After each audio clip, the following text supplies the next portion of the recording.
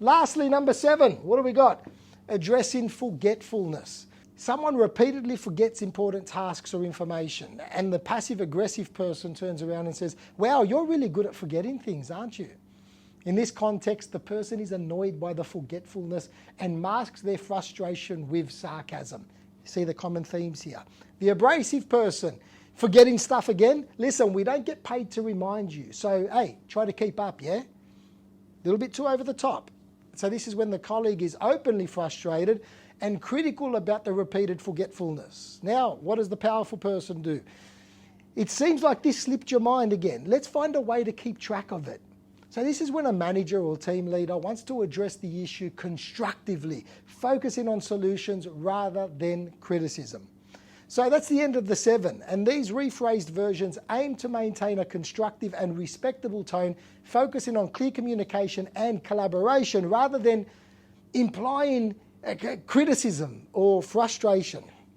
Clear and direct communication is crucial in many industries, as well as personal relationships. So although I spoke into the context of work and career, they can easily be applied in any environment. Now, I don't want to dive into personal relationships today, as I want to stay with the theme of work and business. So let's quickly look at how this approach could be beneficial in 6 other settings that I've used here, industry settings. The first one is healthcare.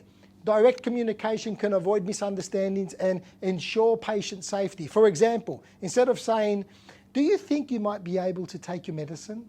A healthcare provider could say, please take your medicine at 8 a.m. daily.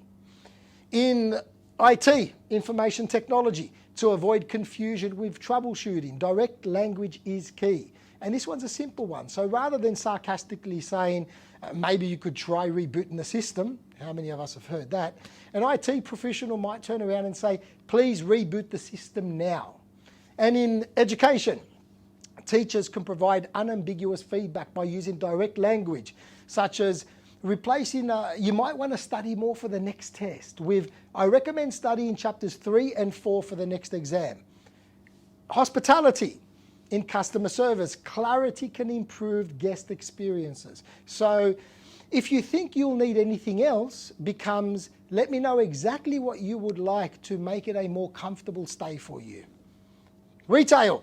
So in retail, sales interactions benefit from straightforwardness. Turning, you could possibly find what you're looking for in the next aisle into the item you're looking for is aisle number 4. Corporate settings, lastly. So we go into corporate settings, one of my favorites. To reduce office politics and improve productivity, replace, we can possibly discuss your proposal at some point with, let's schedule a meeting on Tuesday to discuss your proposal. Now, in each of these examples, the direct approach removes ambiguity, encourages action, and sets the tone for a more honest and efficient communication environment. So, to wrap it all up, the transition from passive-aggressive to overly abrasive language to a more direct and clear communication style can enhance not just individual interactions, but entire workplace cultures. This approach goes on to create an environment of transparency, respect, and efficiency. It allows for genuine expression, understanding, and cutting through the noise of indirect or harsh communication that can lead to misunderstandings, conflicts, or all the other bullshit stratagems people employ.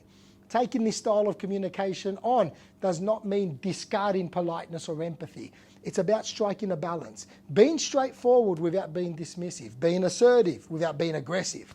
It's about understanding the context of adapting your communication accordingly, ensuring that your message is not only heard, but also respected and acted upon. I've got a saying, be kind, but you don't have to be nice. Now, it doesn't mean you have to be mean, but sometimes we mix up nice with being a bit fake.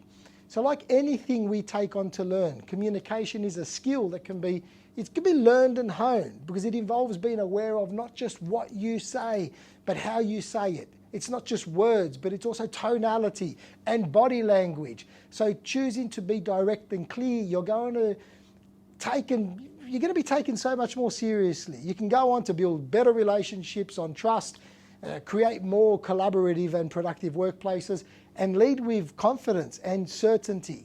So whether it's a high stakes environment like a construction site, or in the nuanced dynamics of a corporate office, the power of clear, direct, and respectful communication stands as somewhat of a universal tool for leadership and personal growth.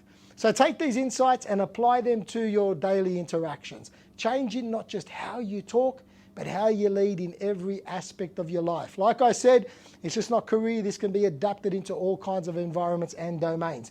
Lastly, take what you will,